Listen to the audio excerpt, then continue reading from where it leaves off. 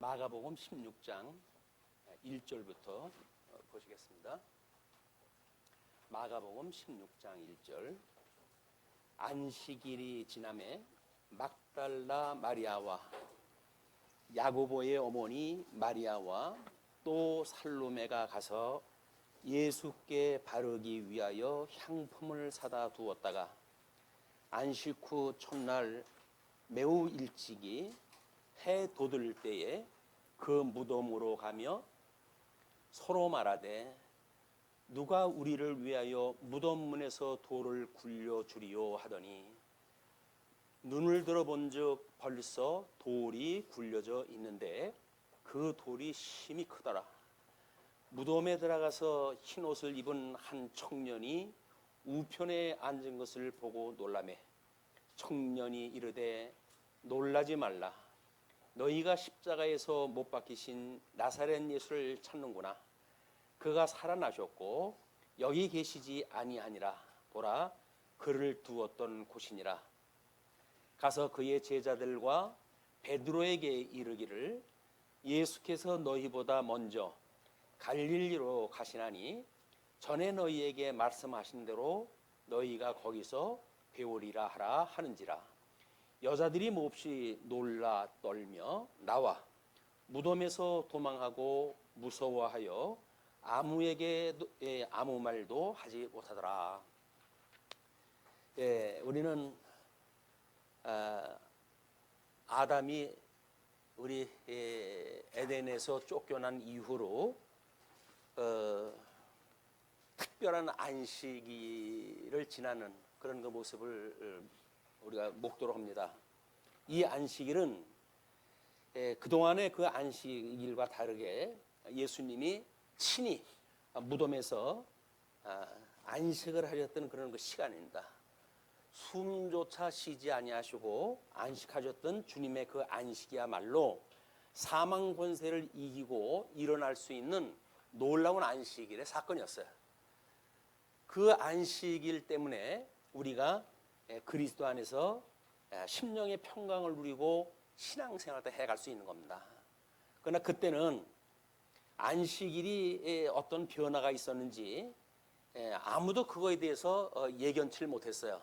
그냥 평상시 있던 유월절이 지났고 그 유월절이 지났기 때문에 그 안식일, 우리 예수님이 십자가에 못 박아 죽임을 당했고 그리고 무덤에 이제 장례가 치는 바가 되어졌기 때문에 안식일날 안식일이 지나는 날에 지나가지고 막달라 마리아와 야고보의 어머니 마리아와 또 살로메가 가서 예수께 바르기 위하여 향품을 사다 두었다가 다른 우리 복음서에 보게 되면 제자들이 이미 그 향품을 다 발라가지고 장례를 드렸지만은 지금 여인들은 그런 정보가 없었던 것 같아요. 그래서 향품을 사다 두었다가 안식 후 첫날 매우 일찍이 해 돋을 때에 그 무덤으로 가며 서로 말하되 누가 우리를 위하여 무덤 문에서 돌을 굴려 주리요 하더라야.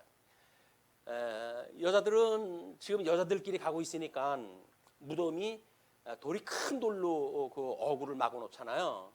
그렇기 때문에 자기네들이 가긴 가는데 누가 이걸 굴려줄까 염려를 하면서 지금 가는 거예요. 근데 눈을 들어본즉 벌써 돌이 굴려져 있는데 그 돌이 힘이 크더라.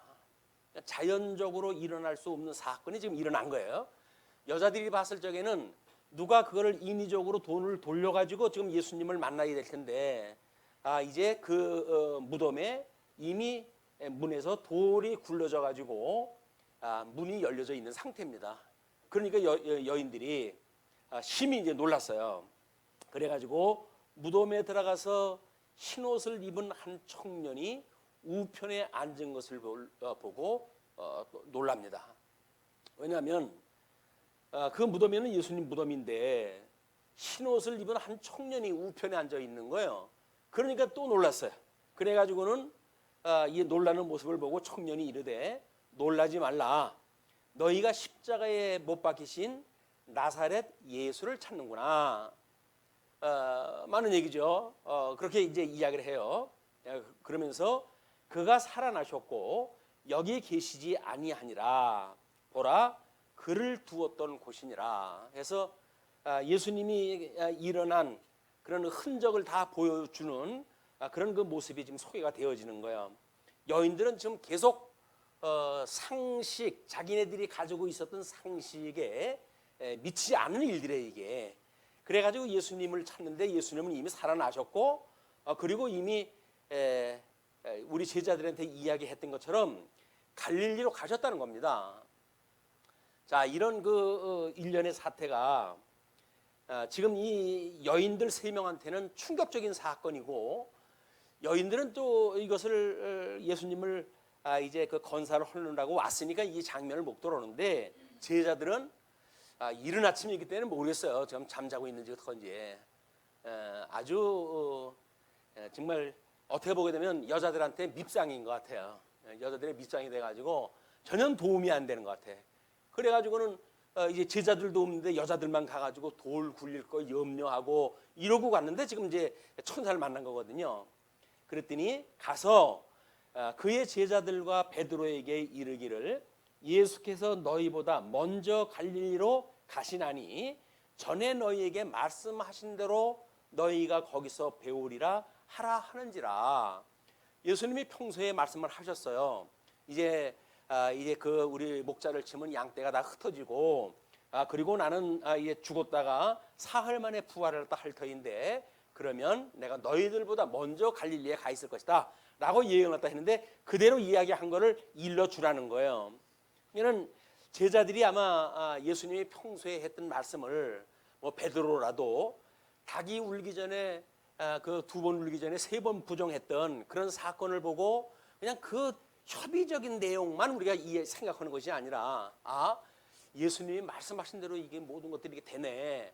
그러면 우리한테 평소에 일러줬던 말씀을 우리가 한번 상기를 갖다 해서 그러면 또 무슨 일이 일어날까? 예수님이 그럼 죽은 걸로 끝일까? 죽으시면 사흘 만에 부활하신다고 그러는데 그럼 부활하실 터인데 라고 하는 생각도 뭐 들 것이고 그게 듣게 되면 이걸 우리 예수님이 부활하신 뒤에 우리 갈릴리에 우리가 먼저 가신다고 이렇게 말씀하셨잖아. 뭐 자기네들이 다 기억할 수 있는 이야기일 거예요. 그런데 전혀 생각 없어요. 남자들은 원래 생각이 없어요. 그때 어떤 먹거리, 사냥거리에 있어가지고 거기에만 초점이 꽂혀져 있지 전후 좌우 이렇게 생각을 해서 겨를이 없어요. 그러니까는 여자들만 가가지고 지금 무덤가에 온 거 아닙니까? 남자들은 뭐고 있는지는 모르겠어요. 뭐 여기서 이야기를 하지 않으니까. 그런데 이 여자들이 몹시 놀라서 떨며 나와가지고 무덤에서 도망을 갔다 해요. 그리고 무서워하여 아무에게 아무 말도 하지 못하더라. 뭐 입이 떨어지질 않는 거야. 뭐 오금이 저려가지고 어떻게 도망가는지도 모르겠끔 아마 지금 가는 길이 아닌가. 여기까지는 그냥 일반적으로 예수님이 부활하셨을 때 사건이거든요. 근데 그 사건은 뭐 그럴 수 있겠다라는 생각이 드는데 일단 우리 마가복음에 와가지고는 구절 앞에 큰 가로를 쳐놓고 그리고 그것이 20절 끝까지 가요. 큰 가로가.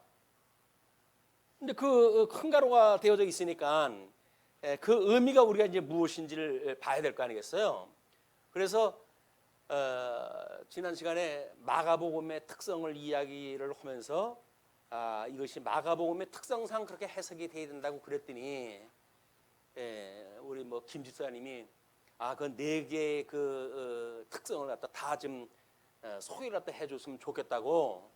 그래서 그걸 상당히 그 뭐 쉽지는 않은 일입니다. 그게 뭐 연구해달라 그러면 뭐 뚝딱 하고 나오는 것 같아가지고 그렇게 말씀하시는 것 같아가지고 그건 쉬운 거 아니에요. 그랬더니 그냥 웃으시고 마시더라고요.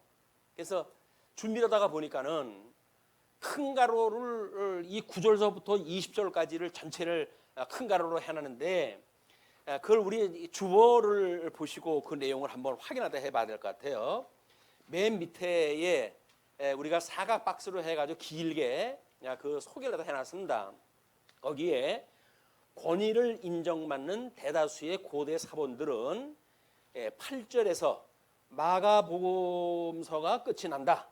그리고 권위를 인정받는 한 사본은 8절 끝에 짧은 끝맺음을 가지고 있다. 또 다른 사본들은 짧은 끝맺음과 함께 9절로부터 20절에 이렇게 긴 끝맺음도 함께 반영하고 있다. 사본의 종류들을 지금 이야기를 하는 겁니다. 그러나 다른 고대의 사본들 대다수는 8절 뒤에 곧바로 9절로 20절에 긴 끝맺음을 기록하였다.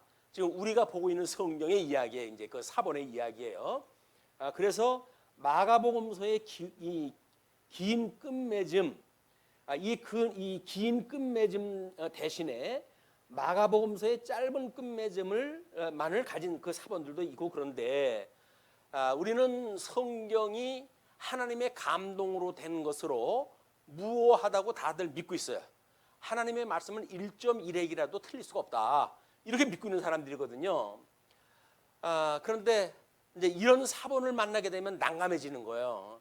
뭐 이런 사본도 있고 저런 사본도 있다 그러는데 뭐 사람들은 뭐 성경이 1.1핵이라도 더하거나 감할 수 없다고 이렇게 이야기를 한다고 이렇게 해가지고 아주 무식한 사람 취급을 하거든요. 그래서 그 문제가 원본에 관한 한 무효하다는 이야기지 사본은 기록된 지가 이게 얼마입니까? 앞서 예수님 이제 살아생전에 그 제자들이 봤던 거를 주 65년 전후로 해가지고 지금 뭐 이 로마의 대화재가 있었고 로마 헤롯 임금으로 인해 로마의 그 대왕의 어떤 그 일로 해가지고 지금 기독교에 큰 박해가 지금 와 있는 상태 아니겠어요? 그때 이제 이 복음서들이 전부 기록이 되어졌는데 그 복음서에 기록되어진 것이 그렇다고 한다면 지금으로부터 2000년 전에 기록되어진 거예요. 어떤 그 원본이 남아져 있겠습니까? 그러나 그때 제자들이 그거를 이제 그 원본을 뭐 썼고 그거를 끊임없이 필사를 갖다 해가지고 이제 확보가 되어지고 확장되어지고 그랬던 거 아닙니까? 그 중에 이런 사본도 남았고 저런 사본도 남았다는 거예요. 이제 그렇게 되면 너무 그것이 그냥 원본에만 그래라고 해가지고 해석하고 나머지 걸 해석을 안 한다고 한다면 너무 우리가 어떤 성경에 대한 성의가 없는 게 아닌가 이제 그런 생각이 들어요. 우리가 종교 개혁자들이 새롭게 성경을 해석을 하고 성경의 권위를 부여하고 그런 그 때까지만 하더라도 사실은 성경이 이렇게 관통해 가지고 통전적으로 창세기로부터 요한계시록에 이르기까지 이렇게 해석을 했던 틀이 없었어요.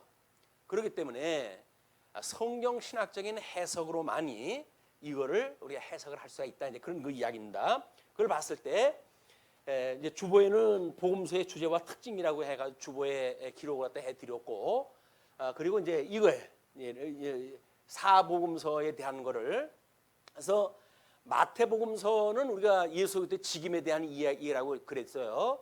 마가복음은 신분에 대한 이야기였었고, 누가복음은 사역에 대한 이야기였었고, 요한복음은 품위에 대한 이야기였었다.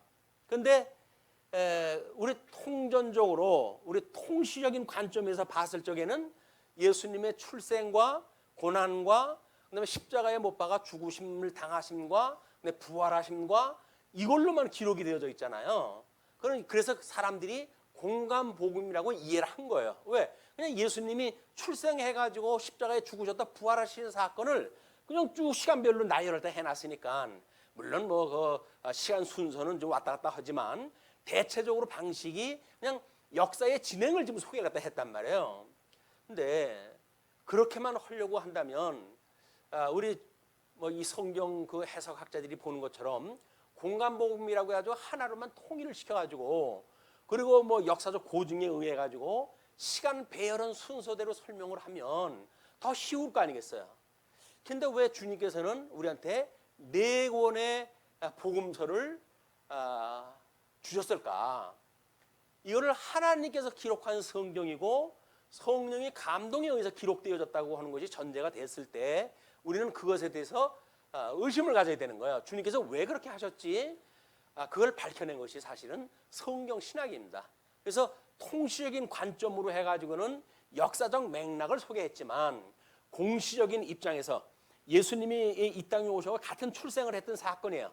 근데 그걸 공시적인 입장에서 봤을 적에는 마태는 직임을 중심으로 봤고 마가는 신분을 중심으로 해서 봤고 그리고 누가는 이제 그 사역을 중심으로 해서 봤고 요한은 품위를 중심으로 해서 봤단 말이에요. 그래서 사복음서 주제가 전부 다른 겁니다. 그렇기 때문에 그렇다고 한다면 성경을 기자들은 어떻게 기록을 갖다 했을까? 이 성경 저자들이 거기에 머릿말에 대한 건 예수님에 대한 소개입니다. 먼저 그렇게 했을 때 마태복음은 아브라함과 다윗의 자손 예수 그리스도의 계보라라고 소개가 되어져요. 그 이야기는 이미 복음서가 예수 그리스도가 혈통적으로 다윗의 자손으로 오셨고 그래서 왕직을 갖다 이루시고 이렇게 하는 직임을 중심으로 설명하려고 하는 의도가 이제 그 머릿말에 이미 있는 거예요. 그리고 마가복음에서는 하나님의 아들 예수 그리스도의 복음의 시작이라. 근데 우리 이제 이 마가복음을 공부할 때 예수 그리스도의 그 선제라고 하는 사실을 먼저 소개를 했잖아요. 그분이 육신을 입고 이 땅에 와가지고 비록 낮아지시는 신분을 행하실지라도 그분은 본디 하나님이시기 때문에 선제해 계신 분이란 말이야. 세상을 짓기 전서부터 계셨던 분이고 세상을 지은 이후도 우리 삼위일체 하나님으로 해가지고 계셨던 분이라는 거거든요. 그분을 이제 소개를 하는 거예요. 그래서 그분이 복음의 시작이다 이렇게 이야기를 했어요. 이제 누가복음은 다음번에 들어가고 뭐 요한복음도 다음에 들어갈 거니까 나머지 해석은 이걸 보시고 참고를 다 하시고 끝맺는 말을 보시게 되면 이건 사도들에게 주님께서 명령을 하셨거나 있어 일어난 현상에 대한 거를 이게 끝맺는 말로 소개가 됩니다. 뭐 넉넉하게 되면 좀 더 많은 구절을 썼으면 좋겠지만 이걸 이렇게 크게 보이게 하려고 한다면 많은 그 자고를 넣을 수가 없어가지고 한 절 두 절만 맨 끝에 걸로 해가지고 소개를 했으니까 그래 보셨으면 좋겠어요. 마태복음은 그러므로 너희는 가서 모든 민족을 제자로 삼아 아버지와 아들과 성령의 이름으로 세례를 베풀고 내가 너희에게 분부한 모든 것을 가르쳐 지키게 하라. 이렇게 이야기를 하셨어요. 이제 그 이야기는 우리 이제 이 특별 계시가 끝이 나고 그리고 오순절 이제 성령이 오셨던 그런 역사가 실질적으로 이루어질 때도 이제 그런 어떻게 제자를 삼아 가지고 주님의 몸된 교회를 주님께서 복음서에서 언약했던 대로 이렇게 언약했던 대로 서신서에서 이루어질까를 이미 내다보고 하신 말씀이에요. 그렇다고 한다면 서신서에 무슨 기록이 되어져 있을까요? 그 서신서에는 이 내용이 기록이 되어져 있는 거예요. 모든 것을 가르치고 그걸 지키게 하는 역사가 있게 되는 거예요. 그때 이제 사도행전을 우리가 보게 되면 사도들이 이제 말씀을 가르치고 기도하는 일에 전념을 하다 해야 되겠는데 그러질 못했어요. 그러니까 헬라파 과부라든지 또는 히브리파 과부들 간에 구제의 문제로 갈등이 일어났을 때 이 사람들이 이제 등장을 한 거예요.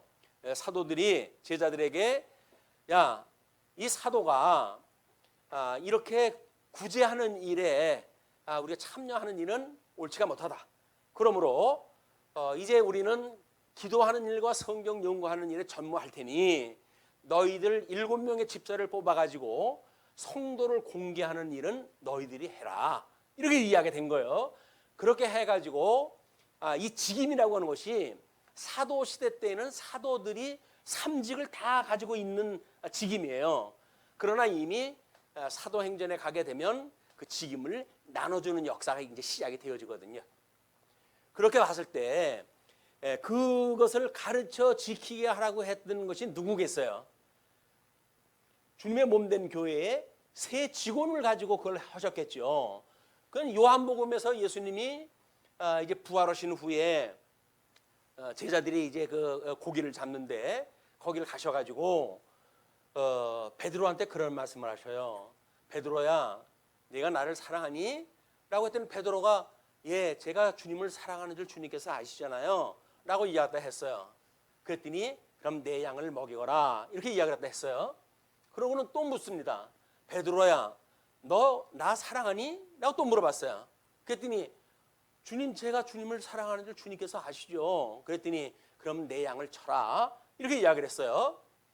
그러고 또 한번 묻습니다. 베드로야 너 나 사랑하니? 사랑 확인 3번 오게 되면 긴장합니다. 그러니까 마찬가지로 베드로가 아니 주님 사랑을 주님께서 아시는데 왜 자꾸 저한테 이거 입장 곤란하게 묻습니까? 뭐 이제 이렇게 이야기를 했어요. 했더니 내 어린 양을 먹이라 이렇게 이야기를 해요. 그러니까 여기서 지금 모든 것을 가르치고 지키게 하라는 이야기가 뭡니까? 내 양을 먹이고 내 양을 치라는 이야기예요. 그게. 그럼 내 양을 먹이고 내 양을 치라고 하는 그 이야기는 과연 특별 계시가 끝나고는 어떻게 진행이 되어질까? 이걸 이제 우리가 이번 그 8절까지 소개했던 그런 그 내용 이후에 끝맺는 말을 중심으로 해가지고 살펴봐야 될 내용들입니다. 어떻게 주님의 말씀이 이렇게 복음서에서 이렇게 기록이 되어져 있는데 이것이 성령이 오신 이후로 이 사도행전 이후에 기록이 되어졌고 그리고 그것이 주님의 몸된 교회가 설립되어지고 그리고 주님께서 그걸 다 이루어 가신다는 거거든요. 근데 놀랍게도 마가복음에서는 이렇게 하거든요. 주 예수께서 말씀을 마치신 후에 하늘로 올려지사 하나님 우편에 앉으시니라. 하나님 우편에 앉았다는 이야기를 우리가 우좌하셨다고 이렇게 이야기를 해요. 좌정하셨고 이렇게 이야기를 해요. 그렇게 하셨는데 제자들이 나가 두루 전파할세 주님의 말씀대로 해가지고 복음을 이제 전파했다 했어요. 그랬더니 주께서 함께 역사하사 그 따르는 표적으로 말씀을 확실히 증언하시니라. 성령이 오셨어요. 이제 제자들이 복음을 증거합니다. 복음을 증거하는데 제자들만 간 게 아니에요. 천상에 계신 우리 주님께서 함께 역사하다 한 거예요. 함께 역사하다 해가지고 표적이 일어나게 해요.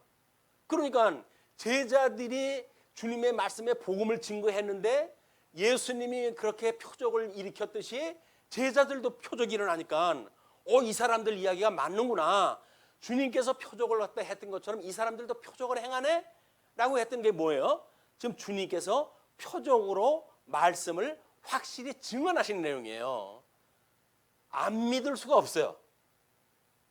그러면 안 믿는 사람들이 복음을 증거하고 그걸로 깨달아 알고 믿게 되어지는데 정작 믿는다고 하는 우리들은 과연 하나님이 우리 주님이 우리와 함께 역사함을 우리가 깨닫는가? 아니면 또 우리 따르는 표적으로 해가지고 말씀을 확실히 증언하시는 역사가 있게 되어지는가? 라고 하는데 특별계시 기록 이후에 일반적인 표적적인 역사는 이미 멈췄어요. 그런데도 불구하고 주님의 몸된 교회에 표적과 같은 일이 벌어져요. 세상을 향했던 사람이 주님께로 향하고 주님의 몸된 교회에 발을 들여놓고 말씀으로 인하여 그의 인생이 바뀌고 그의 모든 성품이 바뀌고 믿음의 역사가 일어나는 거예요.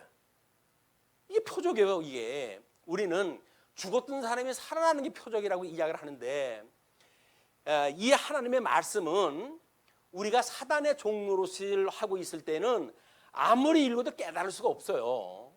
그런데 성령께서 우리로 하여금 거듭나고 중생하게 하심으로 성경을 읽었을 때 우리는 거기서 예수님을 만나요. 이건 놀라운 표적입니다.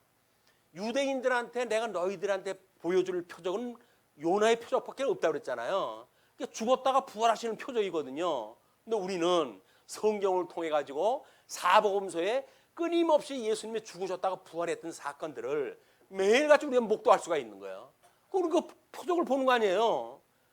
아니 더 큰 표적, 예수님이 제일 큰 표적이라 그러는데 그 표적을 우리는 매일같이 우리가 볼 수가 있는데도 불구하고 주님한테 나 좀 뭐 좀 예수님 믿는 거 확신 좀 주세요. 예수님 참 답답하실 거예요. 아니 내가 죽었다가 살아났고 그걸 특별 계시라 기록을 갖다 했고 근데 뭘 또 보여달라고 하니 너희들은?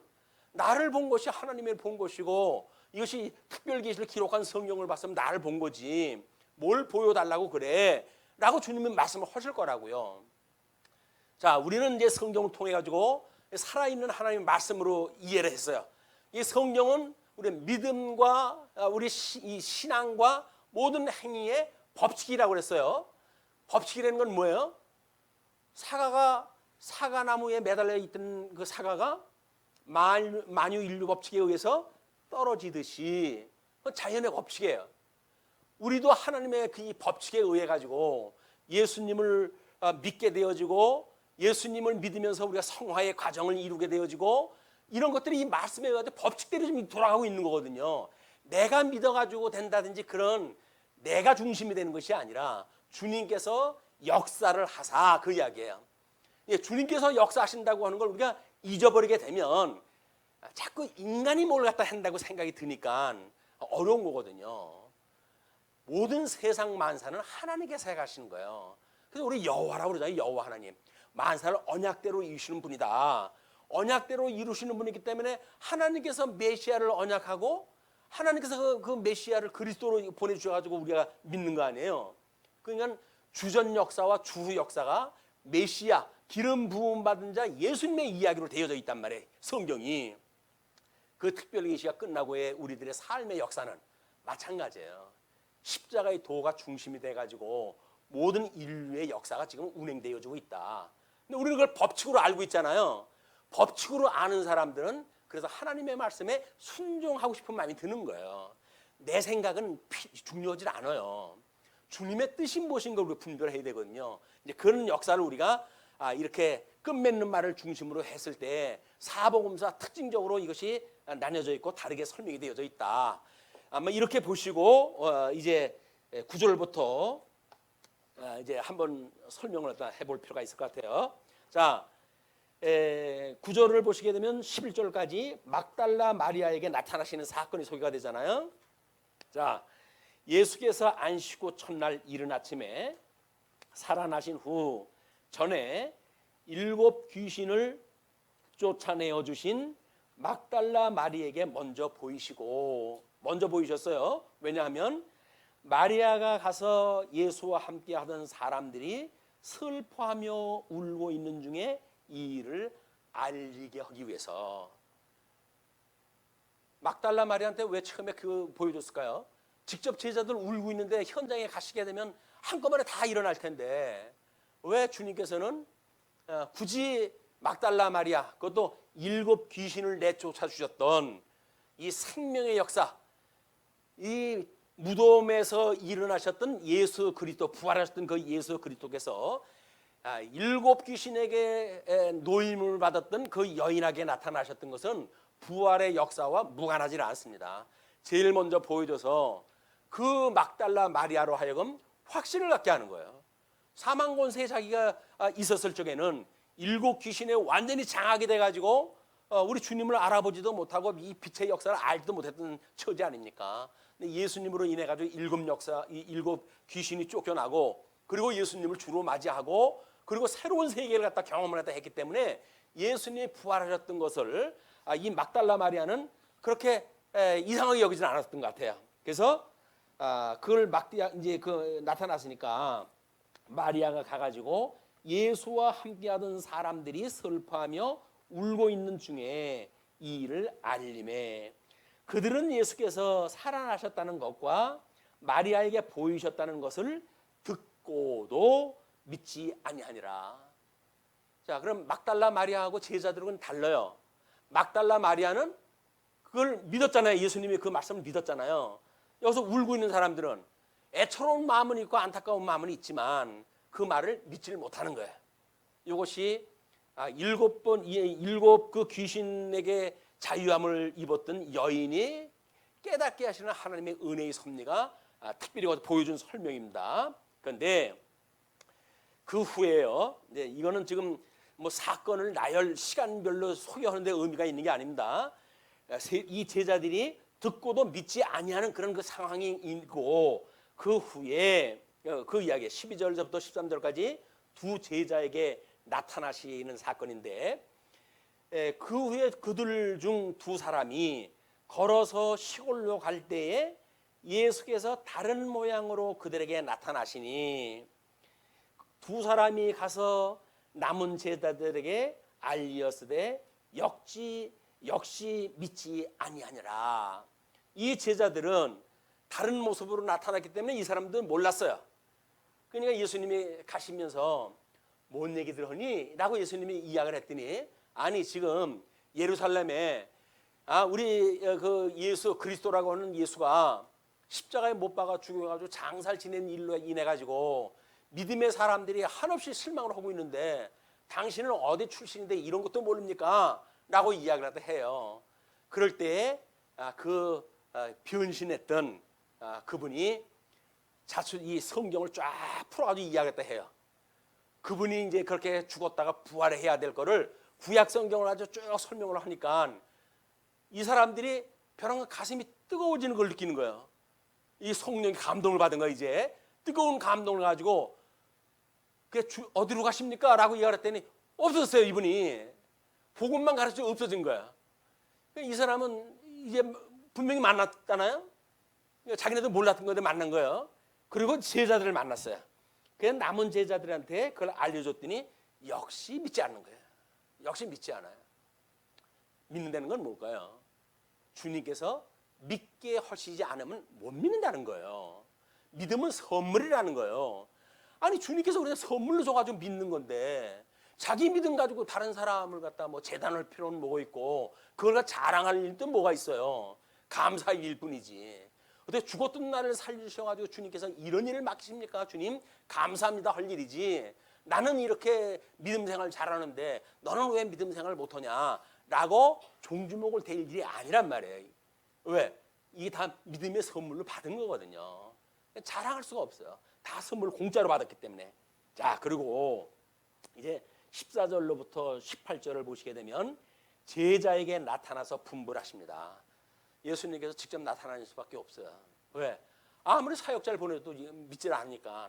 그래서 그 후에 11제자가 음식을 먹을 때에 예수께서 그들에게 나타나사 그들의 믿음 없는 것과 마음이 완악한 것을 꾸짖으시니 이는 자기가 살아난 것을 본 자들의 말을 믿지 아니함일러라. 지금 제자들은 예수님한테 시범 케이스에 걸린 거예요. 사실은 이렇게 해가지고 기록에다 남겨놔가지고 우리들이 믿는 것이 성경 계시를 갖다가 읽고 믿는 것이 제자들은 이거 본 사람이 이야기해도 이걸 못 믿었더라.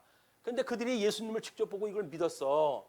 그냥 믿음이 없는 우리들의 입장에서 보게 되면 주님께서 우리가 믿게 해주셔야 이걸 믿을 수 있는 사건인데 내가 예수님이 죽었다 부활하셨다는 사건을 믿는다는 이야기는 주님께서 나한테 지금 믿게 해주신 거로구나 이걸 알 수가 있잖아요.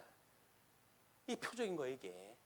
그러니까 또 이르시되 너희는 온 천하에 다니며 만민에게 복음을 전파하래요.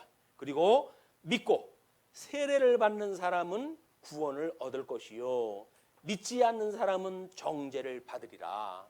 너들 믿지 않는 가운데 지금 내가 직접 나타나가지고 이야기했더니 믿었어. 나가서 다른 사람들한테 전도할 적에도 그들이 내가 죽었다가 부활했다고 하는 사실을 믿지 않게 되면 그 사람들은 구원을 받지 못하는 거야. 그래서 오히려 정죄를 갖다 받게 되는 거다라고 이야기했다 해요.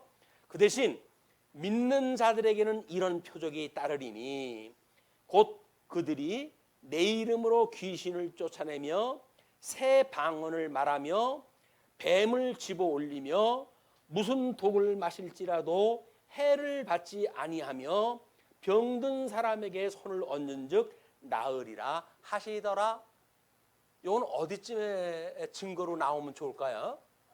우리 마가복음 전체의 이야기처럼 아까 그 소개했던 것처럼 이거를 주님께서 함께 그 역사를 또 해가지고 그 따르는 표적으로 말씀을 확실히 증거하시니라라고 했던 내용이니까 아마 성령이 오신 이후 사도행전 이후로부터 서신서에 제자들의 역사로 드러나게 되면 복음서에서 언약한 대로 지금 서신서에서 성취가 되어진 거죠. 주님이 언약대로 이루시는 분이라고 그러더니 이렇게 언약대로 만사를 이루어 가시는구나. 이런 걸로 봐가지고 하나님은 살아계신 것이 맞고 우리 예수님은 대주제가 돼가지고 하나님 보좌 우편에서 여전히 이런 역사를 하고 계시는 거로구나. 이걸 다 믿을 수가 있는 거 아니에요. 특별 계시를 가지고 우리가 믿을 수가 있단 말이에요. 그렇죠? 그렇지만 그거 표적이 일어나는 역사는 언제 끝이 나요? 그러니까 신약 성경 끝이 나면 여기서 이야기했던 표적은 안 나타나는 거예요. 그냥 성경에만 나타나는 거예요. 성경에. 성경에 나타난 걸 우리는 하나님의 법칙으로 믿는 사람들이니까 이렇게 이루어졌구나. 그러면 주님의 말씀대로 다 이루어졌네 라고 우리가 믿는 거예요.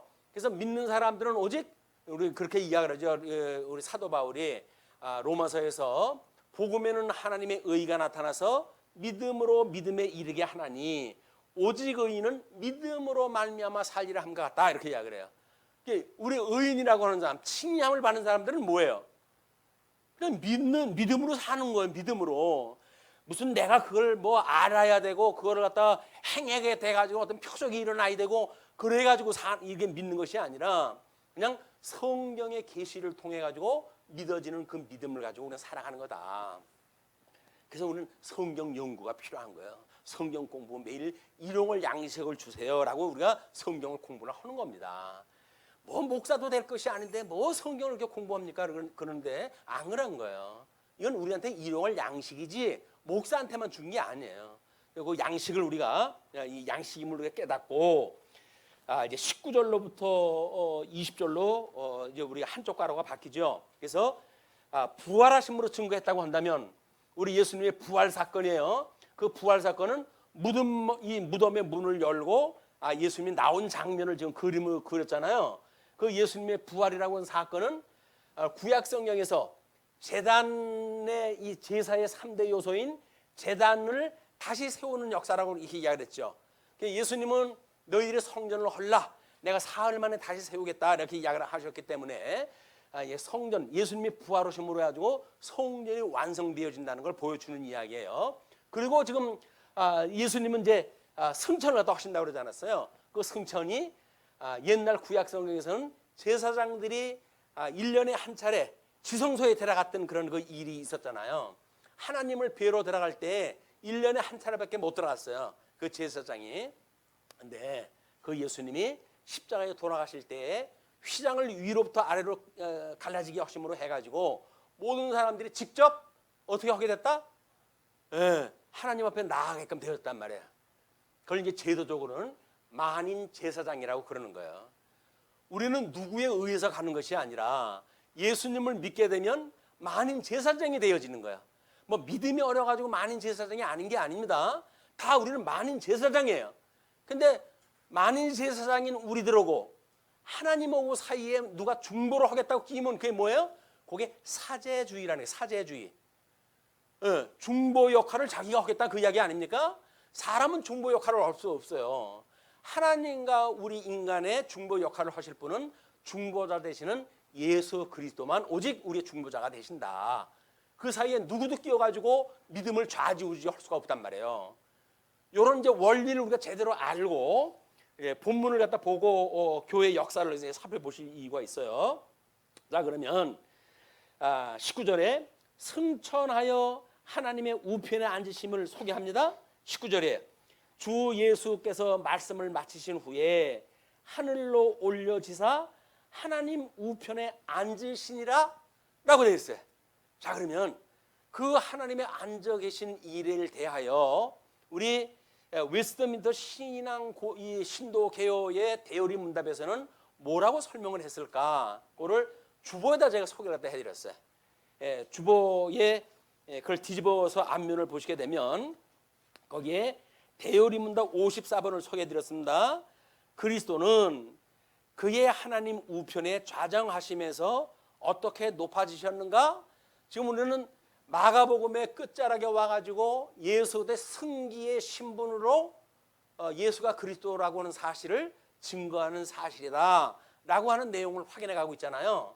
그러면 승기의 조건 중에 이렇게 부활하고 승천하는 걸로 끝나는 것이 아니라 이게 승천해 가지고 하나님 보좌 우편에 앉아 계신 것, 그것이 우리가 이제 이 하나님의 우자라고 이야기를 하는 게 좌정하셨다. 그럼 좌정하셔가지고 하신 일이 뭡니까? 거기에 그리스도는 그의 하나님 우편에 좌정하심에서 하나님과 인간으로서 그가 하나님 아버지의 지고한 총애를 받아 하늘과 땅의 모든 것을 능가하는 기쁨과 영광과 능력의 모든 충만에 나가심으로써 높아지셨는데, 예수님이 높아지신 신분이 그렇게 되셨다는 거예요. 그러면서 그는 빨간 글씨입니다. 자기 교회를 모으고 수호하며 그들의 원수들을 제압하고 그의 사역자들과 백성에게 은사와 은총을 부여하며 그들을 위해 중재하신다. 지금 우리 교회에서 일어나는 모든 일들이 지금 누가 하시는 거라고요? 주님께서 중재하고 계신 일이란 말이에요. 그리고 주님의 몸된 교회 생활을 하면서 살아계신 주님을 만날 수 있는 것이 행복인 거예요. 일을 잘하느냐 못하는 중요하지는 않다니까요.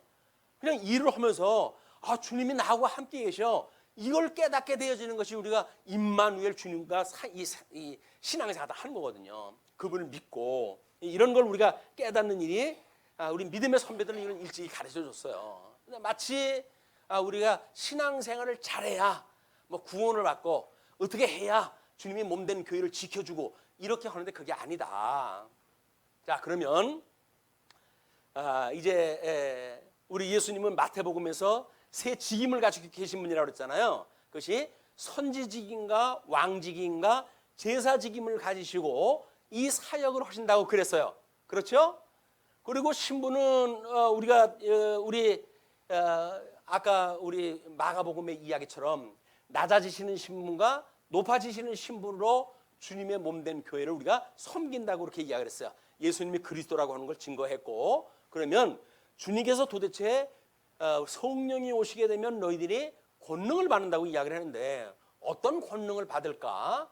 우리 주님께서 중재하시는 그런 그 일입니다 라고 했을 때, 원천적으로는 그리스도의 영적 나라인 교회와 왕으로서 지금 우리한테 필요한 그런 그 권능을 주신다는 거예요. 특권을. 그런데 맨 아래 종류를 갖다 보시게 되면 주님의 천상에서는 직임 사역을 여전히 하시는 거예요. 그리스도니까. 그걸 우리는 목회 서신을 통해 가지고 확인을 갖다 했어요. 그렇죠? 서신서 목회 서신에 보게 되면 복음서에서 언약하셨던 그 직임을 따라 가지고 주님의 몸된 교회를 어떻게 보호하시고 지키시는지를 소개를 갖다 했단 말이에요. 그러니까 우리 목회 서신을 보게 되면 어떻게 돼요? 말씀인 예수님을 만날 수가 있는 거예요, 거기서. 그리고 그분의 우리와 함께 하심을 우리가 깨닫게 되어져요. 그리고 주님의 몸된 교회를 친히 통치해 가심을 깨닫게 되어지는 거예요. 그게 사역자들이 가지고 있는 은사예요. 거기서 교회는 세 가지 권위가 있다고 그래서 그것이 교리권, 치리권, 봉사권이라는 이야기예요. 그런데 그 교리권은 우리 예수님이 선지직을 이루시기 위해서 주님의 몸된 교회에 뭔가 그걸 대행을 할 사람을 은사를 주셔야 될 거 아니에요. 그것이 바로 목사에게 주신 거란 말이에요. 목사한테. 그래서 교회에는 세 직원이 있다. 목사와 장로와 집사다 이렇게 이야기를 하는데 그 목사에게 이 교리권을 줘가지고 하나님의 말씀을 가리고 하나님의 말씀은 이러합니다라고 하는 걸 증거를 갖다 해야 되는 거예요. 그러니까 말씀을 가르치는 것이 목사지, 목사가 이렇게 하세요 저렇게 하세요 라고 이야기하는 것이 목사가 할 일이 아니란 말이에요. 목사는 뭘 갖다 해야 돼요? 교리권을 하나님께 주셨으니까 그렇게 하나님의 말씀이 뭐예요? 그걸 잘 연구해가지고 조직하고, 그리고는 때로는 뭐 우리가 여러 가지 예화를 갖다 만들고 해가지고 맞구나, 하나님께서 이렇게 천상에서 지금 섭리하고 계시구나, 함께 역사하신다 그러더니 이렇게 하시는구나 라고 우리가 깨달을 수가 있단 말이에요. 목사가 교리권에 대한 것, 어떤 이런 교리에 대한 것, 하나님 말씀에 대한 교리에 대한 것을 무시하고 자기 하고 싶은 얘기하면 안 되는 거예요.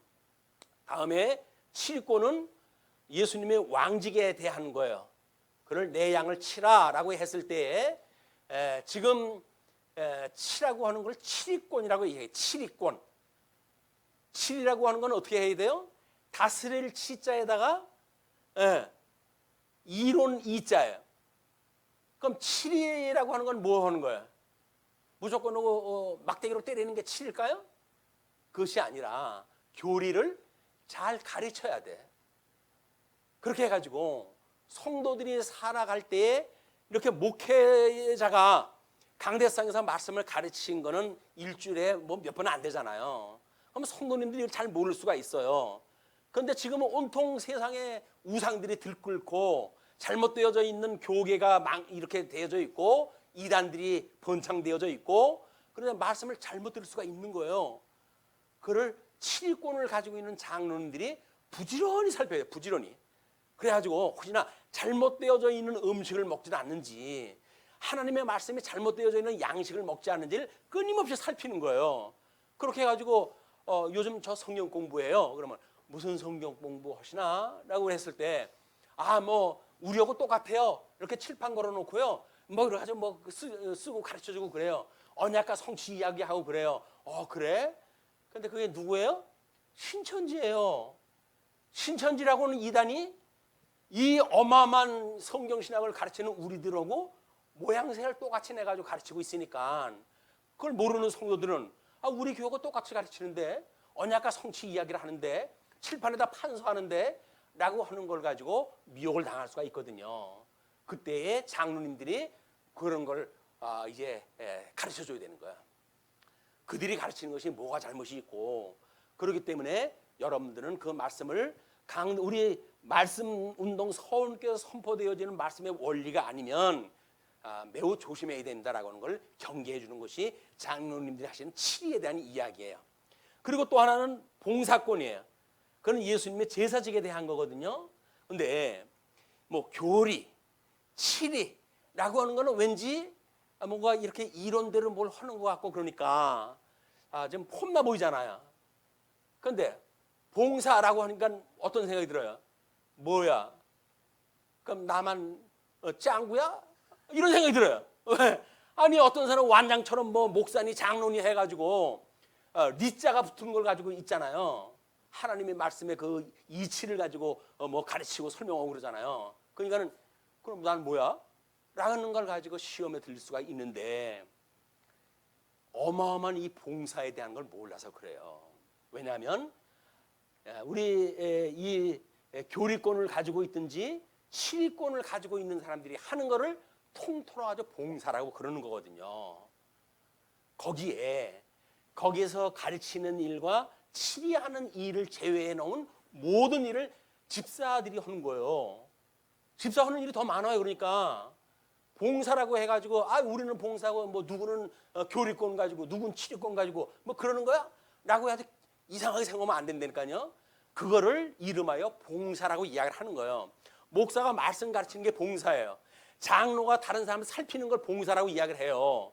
그리고 나머지 부분들을 주님의 몸된 교회 집사님들이 그걸 다 하는 거거든요. 교회를 제일 많이 하는 사람은 누굴까요? 집사님들이 제일 많이 해요. 수도 많잖아요. 그래서 비록 서리 집사로 우리가 세우지만 그렇기 때문에 많은 거예요. 그게 할 일이 많아요. 그거를 우리가 이렇게 구조적으로 우리가 원리를 모르게 되면 인간적으로 또는 세속적으로 판단했다 해가지고 뭐 지네들이 뭐 그래 다 해먹어라 그럼 뭐 이런 생각을 갖게 된단 말이에요. 교회를 오해하고 그럼 교회를 오해한다는 이야기는 뭐예요? 교회 머리가 되신 주님을 오해한다는 이야기거든요. 주님의 말씀을 오해하고 그래가지고 신앙의 길이 격들려 가고 우리가 시험에 들게 되어지니까 하나님의 말씀이 얼마나 심오한지에 대한 것을 깨닫는 일에 우리가 정진할 수 있는 기회가 돼야지 이상한 거에 우리가 빠지면 안 된다. 그런 그 이야기입니다. 자, 그러면 이제 다음번에 우리 예수님께서 우편에 앉으셔가지고 제자들이 나가 두루 전파할세 주께서 함께 역사하사 그 따르는 표적으로 말씀을 확실히 증언하시니라. 동사의 주어가 누구예요? 증언하시니라. 증언자가 누구예요? 주님의 주님. 제자들은 전파할세. 여기서 본주어가 누구예요? 그러니까 천상에 계신 주님이 본주어예요. 그리고 거기서 보조주어는 누구예요? 제자들인 거예요, 제자들. 그러니까는 거기서 우리가 직접 목적으로 쓰는 거는 주님께서 말씀을 확실히 증언하시는 것이 직접 목적으로 해가지고 쓰는 일이고, 간접 목적으로 쓰는 거는 제자들이 가서 전파하는 내용, 그걸 간접으로 보는 거예요. 그러니까는 하나님이 다 하시는 거예요. 하나님이 다 하시는 거예요. 어떻게? 우리들로 하여금 성령의 감동을 주어가지고 하게 하신단 말이에요.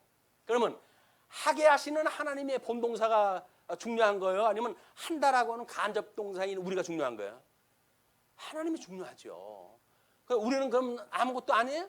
아니죠. 이 엄청난 은혜를 입고 우리가 일을 다 하는데, 그래서 우리가 교회의 종교개혁자들이 이제 종교개혁을 일으켰을 때 그들은 교황의 권위 때문에 성경의 권위를 아래다 두었어요. 그래서 종교개혁자들이 성경의 권위를 주장을 하다 해서 회복을 시켰어요. 자, 우리도 지금 그래서 종교개혁자들에 의해 가지고 성경의 모든 권위를 갖다 줘야 돼요. 뭐 목사에 따라 가지고 다르게 해석하던데요, 아무런 의미가 없어요. 표준 교리에서 어떻게 말하는가, 성경에 대해서 어떻게 이야기하고 있는가, 그걸 기준으로 해가지고 봐야지. 목사라고 해가지고 잘못 해석하는 걸 그냥 그걸 그대로 받아들이면 안 되잖아요. 그래서 교리라고 하는 표준 교리가 우리한테 필요한 거다. 기준이 필요한, 기준이. 그 기준에 의해 가지고 성경을 풀어가지고 설명을 하는지, 아니면 자기 하고 싶은 이야기를 하는지, 그 분별이 되지 않으면 안 되니까. 권위가 성령으로 이제 회복이 됐어요. 그리고 교리는 공로주의를 갖다가 주장을 갖다 했거든요. 그래서 열심히 이루는 사람이 마치 구원받는다고 이야기를 하는데 그렇지는 않습니다. 오직 믿음으로 말미암아 구원을 받는 거예요. 성도는 오직 믿음으로 구원을 받는 거예요. 공짜로 주신 믿음으로만 구원받는다니까요. 다른 일 하지 말라는 것이 아닙니다. 억지로 자기가 만들어서 하는 것이 아니라는 이야기예요. 하나님이 하게 하시는 걸 우리가 하는 거예요. 그냥 하나님의 뜻대로 하게 되어지는 거예요. 자, 그리고 제도, 사제주의라고 그랬죠. 로마 교회는 사제주의야. 하나님하고 성도들 사이에 사제가 끼어가지고 자기네들이 죄도 사함을 갖다 해주고 자기네들 기도도 대신해주고 이런 거 일들이 있게 되어진 거예요. 그러니까 우리 종교 개혁자들이 뭐라 그랬어요? 그렇게 잘못되어진 거 이야기하면 안 되지. 만인이 제사장이야. 이때 만인이라고 하는 이야기는 이것이 이제 우리 유럽 쪽에서 이제 종교 개혁이 일어났으니까 그때는 출생을 하게 되면 제일 먼저 교회에다 이름을 올렸어요. 교족에다가. 나라에는 족보를 갖다 안 올렸어도 교회 족보는 빠지질 않아요. 이게는 만인이라고 하는 이야기는 교족에 있는 모든 사람들이, 제적에 있는 그 사람들이 만인 제사장이래, 제사장. 우리 베드로서에는 뭐라 해요? 우리를 갖다가 왕 같은 제사장이라, 왕 같은 제사장. 우리 왕 같은 제사장이에요. 아니, 왕 같은 제사장을 누가 좌지우지해요, 감히. 만왕의 왕 아니면 우리를 갖다 좌지우지할 사람이 없는 거예요. 자기가 뭔데 우리를 좌지우지해? 목사면 목사지. 나보고 왜 이래라 저래라 해? 라고 하는 것에 이런 원리적인 감각이 있어야 엄한 휘둘림에 휘둘려지질 않는 거예요. 목사라고 다 똑같지는 않습니다. 나중에 자기 하고 싶은 대로 하는 사람이 올 수도 있어요. 그 사람이 구루밍이라고, 구루밍.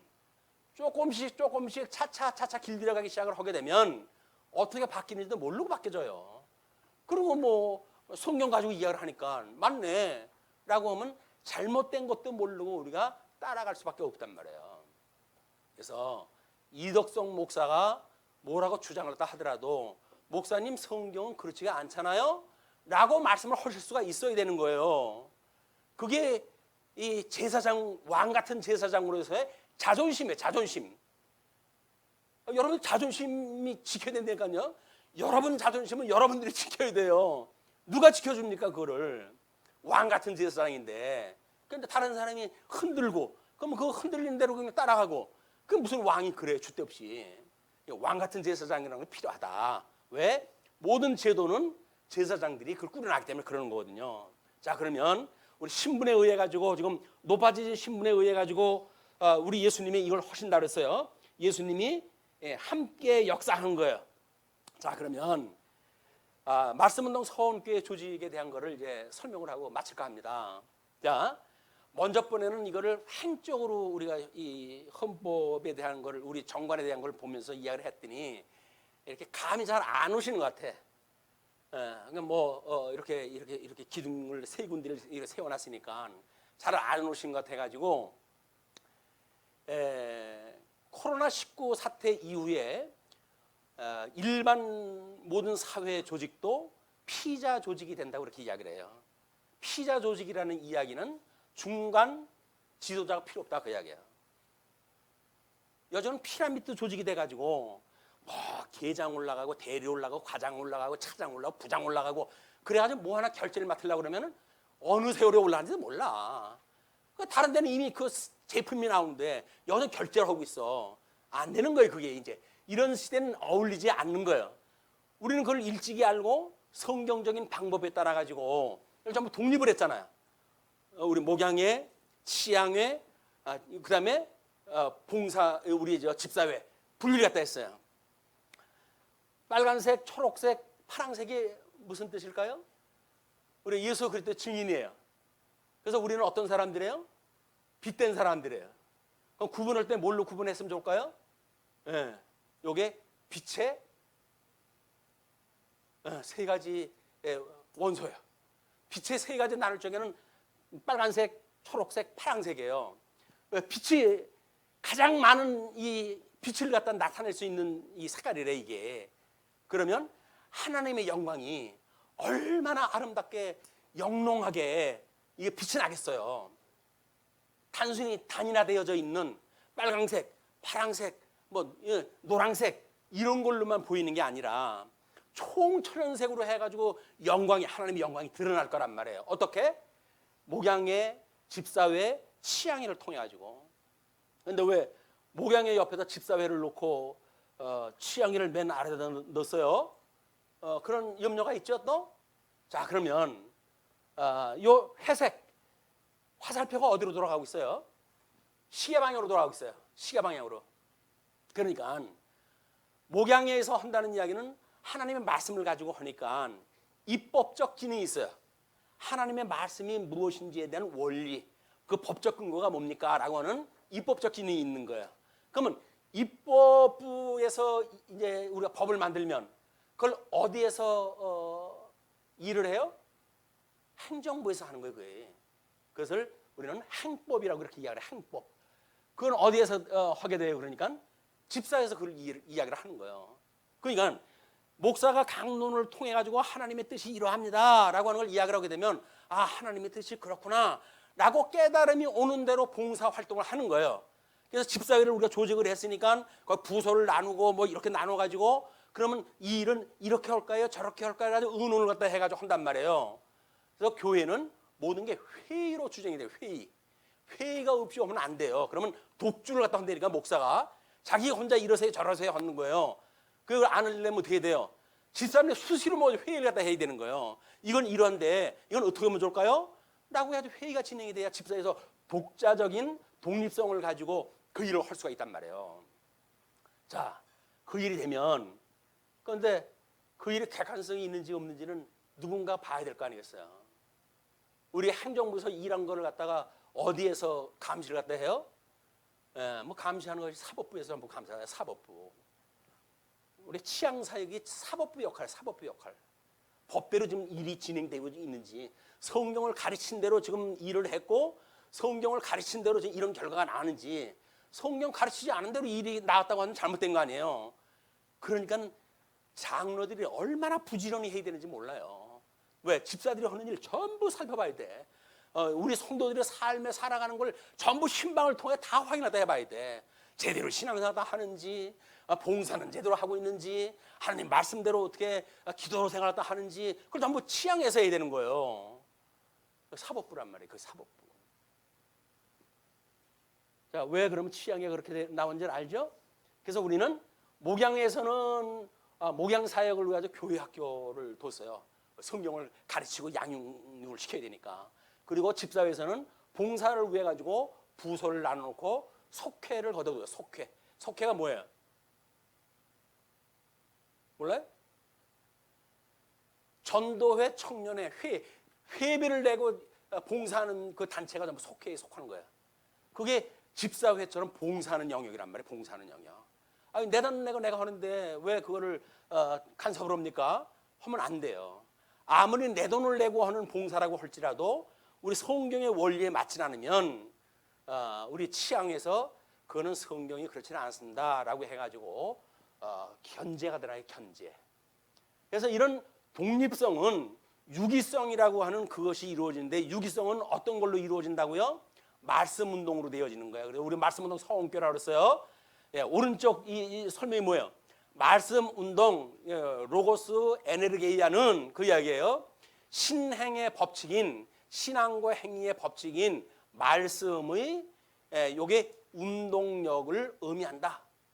예, 운동력이란 뭐냐? 그것이 뭐예요? 에네르제스라고 하는 헬라어인데, 그 헬라어는 실천적으로 언약이 그 목적을 성취한 상태라고는 원어예요. 그걸 가지고 영어에서 에네르게이아라고 이야기를 했고, 우리가 말씀운동 서울교회 그 단어를 갖다 쓰고 있단 말이에요. 그럼 뭐예요? 결국 우리는 하나님이 언약을 하신 대로 주님의 몸된 교회를 지금 이루어 가시는데, 여기까지가 주님께서 하신 거야. 그걸 인정하는 것이 말씀운동이에요. 여기까지 주님께 인도하신 거예요. 이걸 넘어서게 되면 그럼 오버가 되는 거야. 주님은 여기까지 하는 게 하나님의 뜻대로 되어지는 거거든요. 그걸 넘어서면 하나님의 뜻이 아니에요. 자기 뜻이지. 못 미치면 하나님의 뜻대로 안 되는 게 게을름 비운 거예요. 그러니까 우리가 그 목적을 성취한 상태, 그걸 영광의 발현이라고 이야기하는 거예요. 하나님의 영광의 발현. 우리 성부 하나님과 성자 하나님과 성령 하나님께서 주님의 몸된 교회를 통해 영광을 드러내시는데, 그 영광이 우리들의 눈높이 정도가 하나님의 영광으로 우리한테 보이는 거예요. 더 이상 보이질 않아요. 행할 수가 없어요. 그런데 믿음이 좀 큰 사람들은 이건 조금 역부족인데 이렇게 좀 더 해야 될 것 같은데 라는 생각이 들어요. 그럼 어떻게 될까요? 그냥 회의를 다 해야 되는 거야. 그 회의가 유기적인 걸 우리가 이루기 위해 가지고 믿음이 큰 자도 있고 작은 자도 있고, 그러니까 회의를 통해 수일 조정을 했대. 수일을 조정. 그래서 만약에 부서에서 상급 부분에 뭘 갖다가 올린다고 한다면 상급 부분에서 그거는 원리에 맞지 않는 것 같습니다라고 만약에 그거를 제안을 갖다 시키게 되면 또 다시 해가지고 또 올려야 돼. 그래서 수일을 갖다 계속 조정을 갖다 해야 돼. 그게 소위 교회 정치라는 이야기예요. 교회 정치는 일방적인 게 아니에요. 끊임없이 오르내리면서 수위를 갖다 조정하는 거다. 왜? 믿음의 수준을 맞춰야 되니까. 그것이 지금 우리 교회의 조직도예요. 조직도. 저쪽 등록교인 우리 정진영 형제는 원입교인이에요. 원입교인. 아직 세례교인이 안 돼가지고 공동회에 참석할 수 없는 사람이에요. 원입교인. 우리 가입을 갖다 원하는 교인이란 말이에요. 그리고 이제 저기는 우리 등록되어진 사람들이 전부 등록교인. 등록교인을 공동회에서 전부 일을 해요. 자, 그럼 공동회에서는 전 사람들이 모여가지고 지금 회의를 갖다 했어요. 그러니까 우리 1년 어떻게 살림살이 할 걸 전부 의논을 갖다 했어요. 그거에 의해 가지고 공동의회가 결의가 되면 공동의회에서 집사회에다가 넘겨요.